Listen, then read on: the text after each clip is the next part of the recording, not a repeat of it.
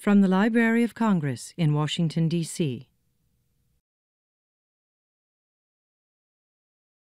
Thank you, Roberta, and good morning to everyone here on this second day. We've been blessed with a beautiful day. The people are starting to stream in. We had a record crowd swell in yesterday, and we're glad to welcome you all here this afternoon.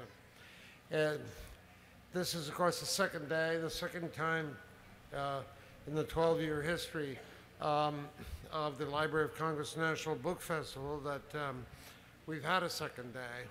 And I just want to welcome you all for coming to enjoy the amazing wealth of authors that we're delighted to bring to you. Now, it's my pleasure, before we start, just to introduce Pete Jones, the lead regional president of Wells Fargo's Mid-Atlantic Community Banking Group. Wells Fargo is one of the major sponsors of the National Book Festival and the sponsor of the History and Biography Pavilion, in which we're gathered here today. We're grateful to them for helping us spread the love of reading and books to so many people, young and old. So I'd like to present Pete Jones to just say some words of welcome to you to this tent, which he and Wells Fargo sponsored. Pete, the floor is yours.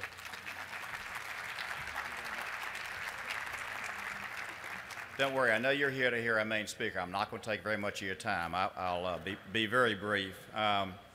Thanks for being here. This is a wonderful organization. Dr. Billington, I'd like to thank you, too, for all you do at the Library of Congress. If you haven't been there to see that magnificent treasure, please do. So thank you. Obviously, you influence weather, too, so I'm even more impressed. You know, at Wells Fargo, we like to think that we're a bank that works hard to help our customers and our community succeed. When they succeed, we feel like we do as well. We really demonstrated that belief through a 160-year history of providing for our customers. Please go see our stagecoaches if you haven't. It'll show you some of that history. We employ a strong and diverse workforce. We're actually adding team members here in this area. We help our communities find solutions to social, economic, and environmental issues, and sadly enough, there are a lot of those out there to deal with right now. As an organization, obviously, we've changed over the past 160 years. One thing that hasn't changed, though, is our commitment to social responsibility and corporate citizenship. It's not faltered. In fact, it's really strengthened, and the merger with Wachovia made it even stronger here. It's part of something we live by every day called our vision and values, and it's how we do business every day as well.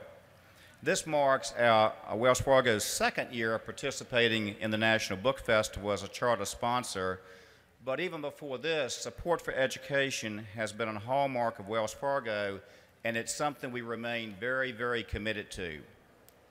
I hope you would agree, education creates strong, talented workforces. It's really where innovation comes from. It's how we build stable neighborhoods and families and make vibrant, sustainable communities. And at a time, sadly enough, when employment opportunities, safe and affordable housing, good schools, support for small businesses, and health care and other public service have been less attainable for many, our focus on this work, we think, has never been more critical. We understand Americans are demanding more from their financial institutions, and you should. What we're trying to do is to demonstrate that our commitment of being part of the nation's economic recovery is important and continue to be part of that recovery. As one of the nation's, and in fact the world's, largest financial institutions, we know the decisions we make have a significant impact on people's lives, our communities, and our planet, and we think about the outcome of those decisions before we make them final. We are proud to support organizations working to strengthen our communities. Through the efforts of our enthusiastic team member volunteers and our contributions, we share our success within our communities by giving back to nonprofits and educational institutions that address vital community needs and issues. In 2011, Wells Fargo invested more than $213 million in 19,000 nonprofits nationwide. we surpassed 200 million for the 4th year in a row. And for the 3rd year in a row, United Way Worldwide has named Wells Fargo Annual Community Support and United Way Campaign the #1 giving campaign. We're very proud of that. Our success really comes from a time-tested formula: local people making local decisions because they know what their communities need. When Henry Wells and William G. Fargo founded Wells Fargo and Company in New York in March of 1852, they really could not have imagined that they were creating a business enterprise that would become one of America's best-known brands.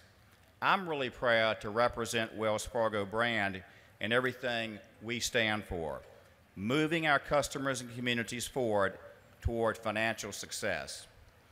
I'd like to personally thank those of you who already trust Wells Fargo with your business.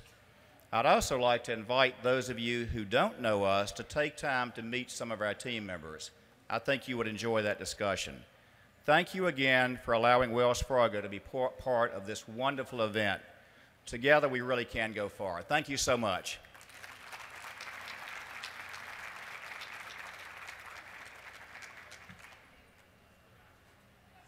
Thank you, Mr. Jones, and our thanks to Wells Fargo for its support of the National Book Festival and for a very popular display also for kids, which if you have kids with you, you'd want to see before you leave.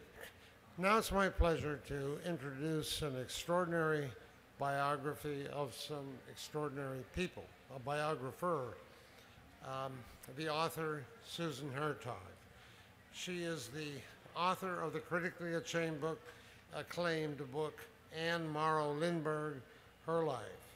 Her latest book entitled Dangerous Ambition, Rebecca Ward and Dorothy Thompson, Two Women in Search of Love and Power. That sounds pretty good as a theme for women in our lives and in our modern history. And this is a very outstanding book. She explores the life of two early people in the feminist parade, but very unusual and interesting ones. Their early lives, who worked in journalism, and Susan Hertog not only writes remarkable works of nonfiction, but she and her husband support programs that improve the expertise of other such writers. And I have to express a kind of personal interest in this, because my discovery of Rebecca West's remarkable book, relatively early in my life, called Black Lamb and Gray Falcon, was one of the inspirations for how to write about foreign countries, foreign regions, with flashbacks of history and a great deal of cultural sensitivity that we try to capture now in our World Digital Library at the Library of Congress. So that's the beginning of at least for me, a chain of ways to discover the richness of foreign cultures. And she was a rare woman in a still dominant man's world of high intellectual power and journalistic brilliance in Britain at that time. And Dorothy Thompson, I know my parents often spoke of her. She was kind of a person of special interest, everything she wrote and did.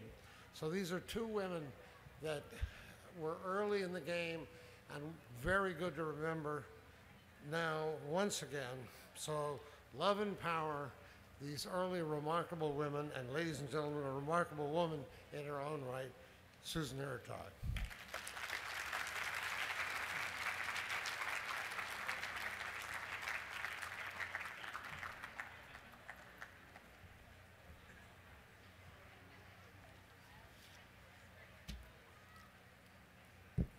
I'm certainly honored to be here at the Library of Congress Book Festival, but perhaps I'm even more honored to having been introduced by the extraordinary man, Dr. James Billington, a great man and a great librarian of Congress. Thank you.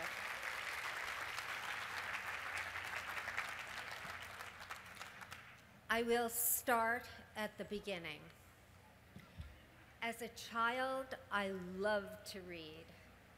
In the mid-50s, life in the outer boroughs of New York City, in my case, the Bronx, was comfortable but provincial, and my curiosity extended far beyond the bounds of my home and school.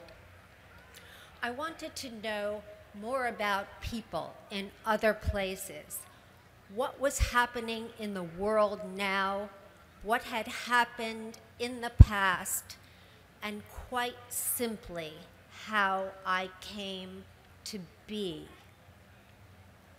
Books were my passports, and I consumed them voraciously. But I came to writing later than most, in my late 30s, after having raised my 3 children. My generation, those of us born during and after World War II, numbered in the millions. And we were asking questions that demanded to be answered. We had come of age in the heat of the escalating war in Vietnam. And we didn't know why our brothers were fighting so far away for a cause that was so difficult to understand. And the role of women in society was changing rapidly. My friends, educated with traditional values but a deep sense of personal ambition, wanted to know how to be true to ourselves, yet remain committed to our husbands and our children. As a young mother, I had stumbled into a bookstore and pulled Gift from the Sea off from the bargain shelves. Its author, Anne Morrow Lindbergh, was struggling with the very same questions that we were asking ourselves. Her answers were deceptively simple, and yet they rang true. And I wanted to know how this woman got so smart. And so, rising before dawn, I climbed the stairs to my 3rd floor room. Yes, dear Virginia, a room of my own, to read Lindbergh's work, to study its historical framework, and to jot down my thoughts before sending my children off to school. My biography of Anne Lindbergh would take more than 10 years to complete, during which I had the rare privilege of meeting her 10 times. But the book was more than a biography. It was a journey towards self-knowledge, during which I developed a consuming interest in understanding the lives of women, not only women thinkers, but doers. Women who were willing to enter the public fray and change the discourse. What were the qualities of person and mind, the values and loyalties of those women who succeeded, and what did they have to sacrifice to bring their goals to fruition?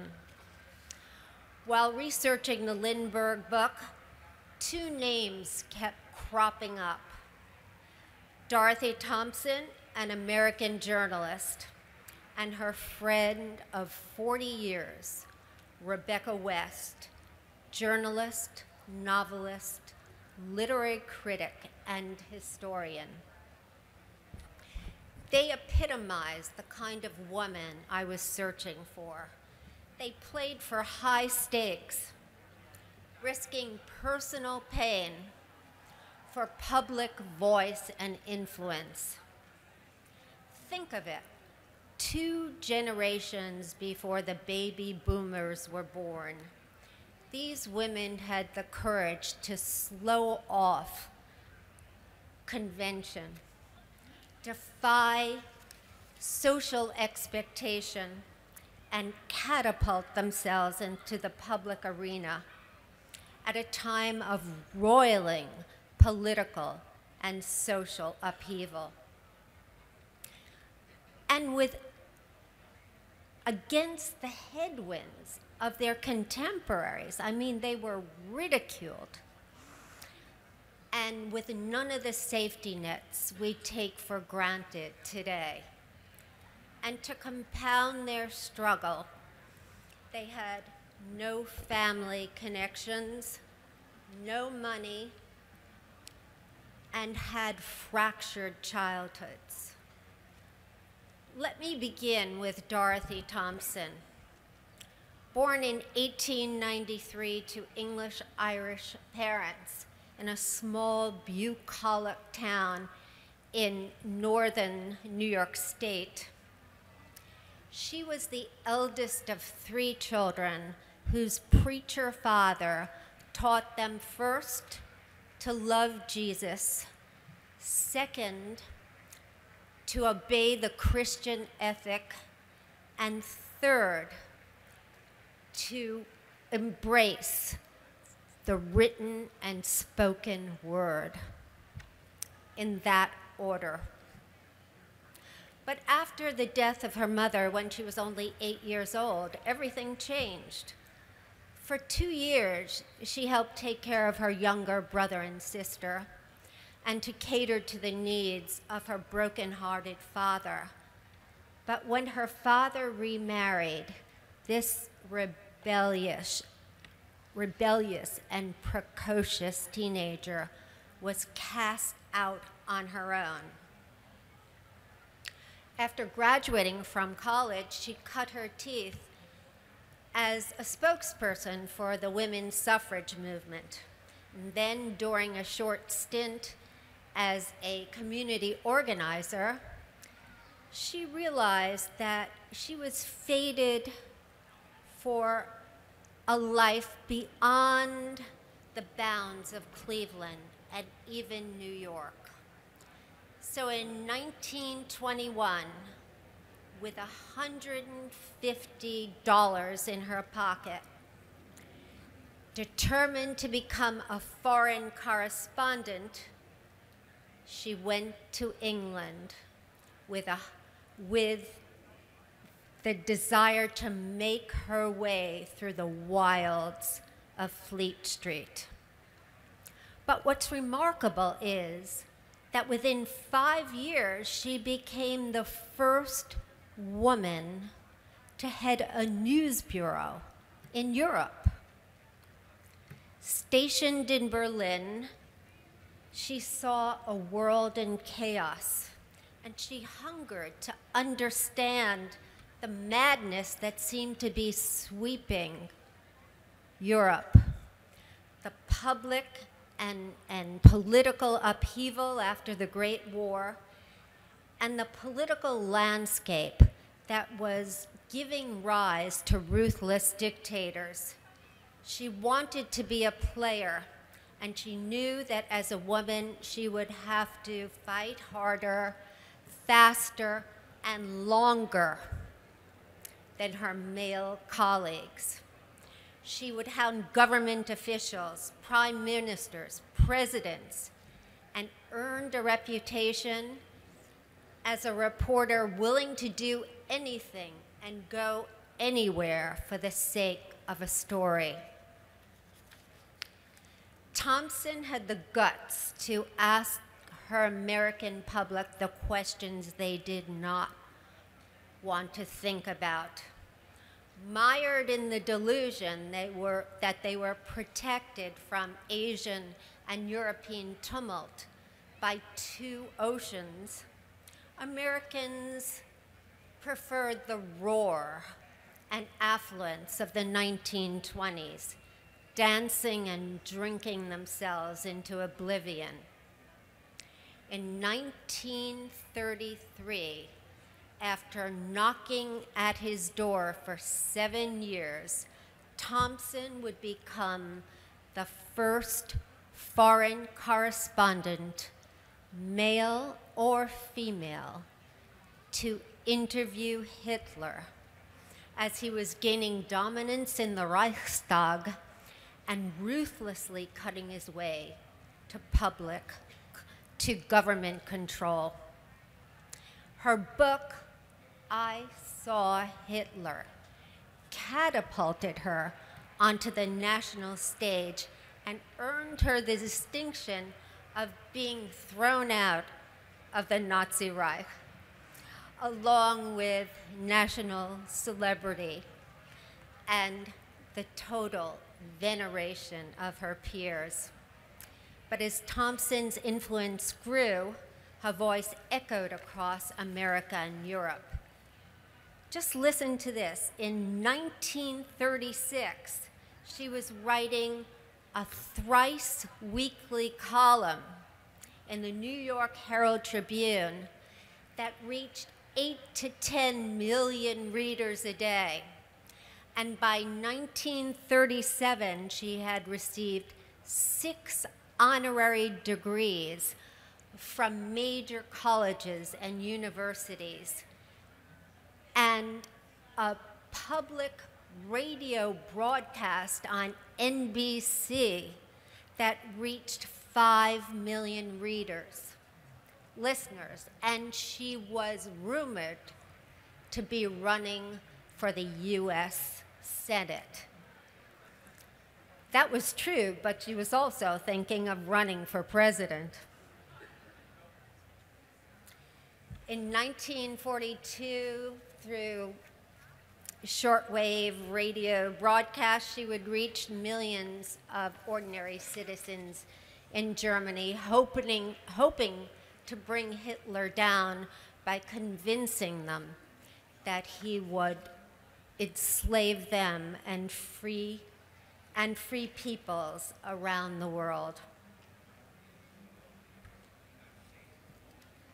Within a span of 20 years, she had gone from being a nobody, a community organizer at Cleveland, to a powerful international figure. But her personal life was in shambles. While she had been working in Berlin in the early and mid-1920s, she had been swept off her feet by Harry Sinclair Lewis, whom you know as perhaps one of the greatest writers of the 20th century, and was soon to become the first American to be awarded the Nobel Prize for Literature. He had already written Mainstream, Babbitt, and Arrowsmith, and was about to publish Elma Gantry. She was drawn to him not only because of his literary brilliance, but because he was the saddest man she had ever met. And Dorothy Thompson, the preacher's daughter, liked nothing better than to save someone's soul. He, in turn, was drawn to her strength, her moral core, her driving energy, and her unwavering ambition, and her indomitable drive. But within a short time, she realized he was an incorrigible drunk. And despite his own international celebrity, he could not bear her rising fame. Rebecca West, who had met Thompson in London in 1921, whom Jim spoke about in his introduction, and later when Dorothy was a chief of a bureau in Berlin, was as courageous and indomitable as her American friend, possibly more so. Kindred spirits intent on breaking through that concrete ceiling of male-dominated literature and journalism. They both were intent on confronting the pivotal issues of their time head on, and they would remain friends all of their lives. Rebecca West had as humble a beginning as Dorothy Thompson. She was born Cicely Isabel Fairfield on the outskirts of London in 1892 to a Scotch Highland mother with musical aspirations and a truly gifted journalist father. When he left them, abandoned them to poverty, when she too was only 8, she was both devastated and liberated. As angry as she was, she, like Thompson, was able to invent herself. Naughty and rebellious, Miss Fairfield first tried to be an actress, which was a terrible thing for a respectable woman to do.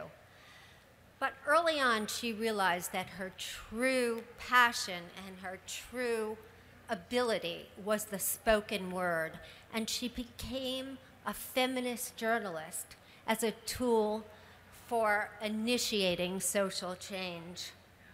By the age of 20, she had earned a reputation as a serious polemicist, and by the age of 30, she was not only a journalist, she was a literary biographer, a novelist, and a literary critic with a scathing reputation. For 40 years, Rebecca West took Britain by storm. Her writing cut across every genre, from fiction to nonfiction, and the range of her knowledge was wide and deep. She can truly be called a public intellectual in the sense that Lionel Trilling defined it. One whose writing lives at the crossroads of literature, the bloody crossroads of literature and politics. And West, like Thompson, was among the very first to perceive the oncoming danger of Nazi devastation. Although by nature she was more of a moral philosopher and intellectual than a journalist like Thompson, she nonetheless traveled alongside her banker husband as he was an emissary with Schroeder's bank, a German bank, and was commissioned by the British government to investigate and understand countries across Eastern Europe. On one of these assignments, she went to Yugoslavia, and the trip changed her life. From a distance, she could see the disintegration of British culture and its political timidity at a time when great stakes were on the table with more clarity than ever before. The result was her magnum opus, Black Lamb and Gray Falcon, a political military and cultural history of Yugoslavia that in her hands became a microcosm of tribal contention and foreign conquest that augured the face of Europe under Nazi siege. It was a 1,200-page clarion call to arms, meant to awaken her compatriots from the deep white sleep of appeasement to the ruthlessness of Hitler and Mussolini and the devastation of democratic ideals their ascendancy implied. But Black Lamb was just one of her more than 30 books, along with hundreds of essays and articles she wrote during her lifetime in American and British periodicals, The New Republic, The New Yorker, U.S. News and World Report, The Evening Standard, The Daily Telegraph, The Spectator, just to name a few, in which she grappled with a dazzling array of issues that actually define the essence of life in the 20th century. Democracy versus totalitarianism, nationalism versus the new internationalism, the legal and moral intricacies of punishing war criminals, the meaning of treason, the validity of Christianity, and the silence of God.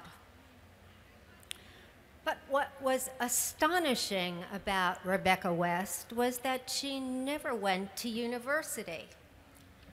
Early on, she understood that she was smarter and more capable than her classmates or even her children. Probably her son, but also her teachers. She was an autodidact who steeped herself in the classical texts of great philosophy, theology, and philosophy, managing to outperform and outclass those of high birth and formal education. Throughout her career, she was honored with medals from America and France, but her coup de grace came in 1959 when Queen Elizabeth awarded her Dame Commander of the British Empire for her contribution to 20th century literature. Now, how do we account for the success of these two women? Pure, raw intelligence and drive? Certainly, but there were other smart and ambitious women. What distinguished Thompson and West was their courage to jettison the constraints of the past, break the rules, and forge a path for women in journalism and literature at a time of great political upheaval. Their influence was a meshing of perception, character, drive, and the guts to speak truth to power at a time that was cataclysmic in world history. In short, they felt an overriding sense of historical mission and were willing to do everything to make their voices heard. But there was a danger in their ambition, a dark side, which is exactly why I named my book Dangerous Ambition. It was certainly heroic, but risky to throw away the rules and make new ones up on the fly. At the cutting edge of such change, they had no understanding of who and what they were sacrificing. So intent on achieving their goals, even when they had the slightest glimmer that they were hurting those whom they loved, they chose to turn away, caring more about humanity than those people in their personal lives. Their relationships with men ended either in divorce or in deep antipathy, and their sons, feeling abandoned and alone, spent much of their lives trying to bring them down. Dorothy Thompson's son, Michael Lewis, the issue of her tempestuous and ultimately failed marriage to Sinclair Lewis, was a lost and lonely young man who became, like his father, an alcoholic. He could never measure up to his parents' expectations.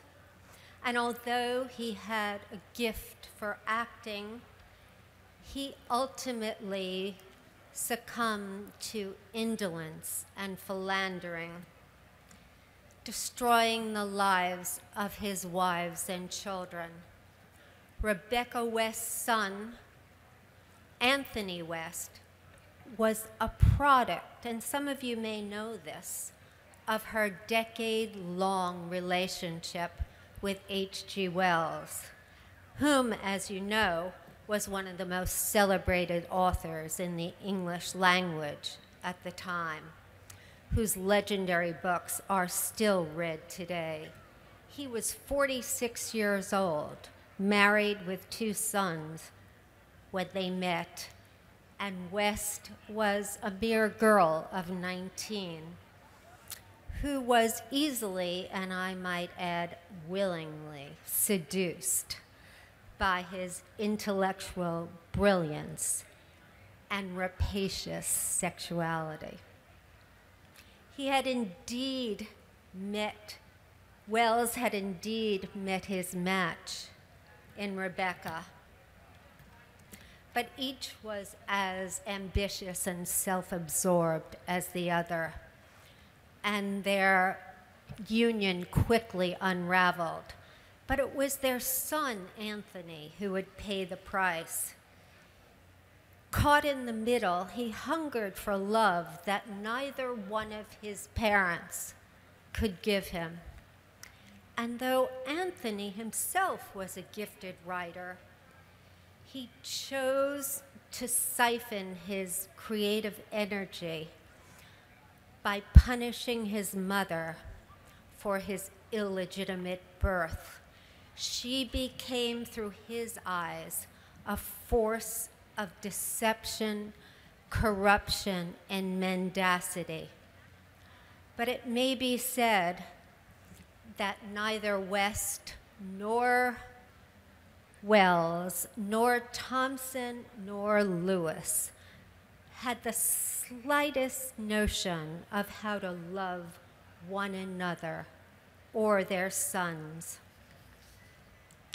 Although Thompson and West were flawed and imperfect heroines, we are the beneficiaries of their legacy. Undaunted courage, indomitable energy, speaking truth to power, regardless of its cost. They grappled with the great political and moral issues of their time so that we might harness and clarify their vision to meet the imposing exigencies of our present.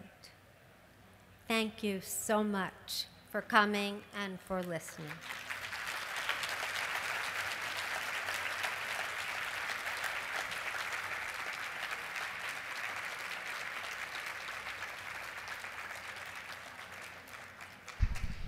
If you have questions, we have 2 microphones on either side of the center section. Please let us know if you have questions. Ms. Hertog is willing to answer them for just a few minutes. Thank you. Yes, Hello. sir.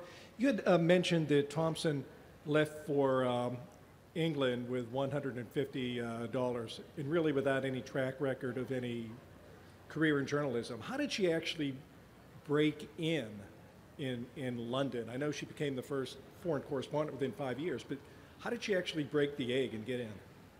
Well, she went to the International News Service and volunteered her services. She said, "Don't pay me anything, just give me assignments, and I'll do whatever you want me to do, and I promise to bring back the story." And that's how she made her way into journalism, into foreign correspondence.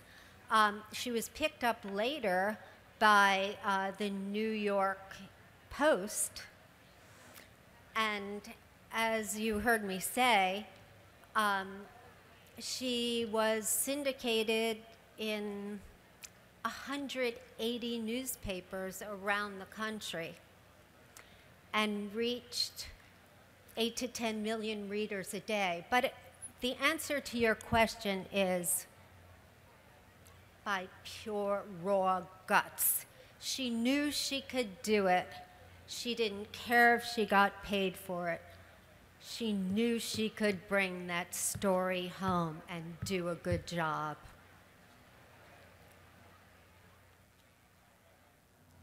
I'm curious about your primary sources. The story, I was reading the book, and the story of Dorothy's mother's passing. How did you research that, and how did you bring that to us? It was an amazing narrative, and I'm just curious where your primary sources were. I think you're speaking about the fact that her mother had a botched abortion at the hands of Dorothy Thompson's grandmother, who decided that she had enough children, thank you, and she was poor as a church mouse because she was married to this preacher who was a good man, but he wasn't bringing home the bacon. And there were all kinds of herbal and concoctions, one of which she formulated and used on poor Margaret Grierson. And unfortunately, her mother died within hours. The source material was, as I say in my introduction, came from great researchers on whose shoulders I stand, particularly Peter Kurth, who understood the story, who had gone through all the papers, and the people in the congregation had heard these rumors, and soon they came back to Dorothy Thompson. And she was mortified. I think that's partially why she became interested in the women's suffrage movement. She wanted to help give women a voice, the voice that her own mother never had. Thank you. Well, if that's it, Thank you so much. Have a beautiful day. It's glorious. And thank you for listening. This has been a presentation of the Library of Congress. Visit us at loc.gov.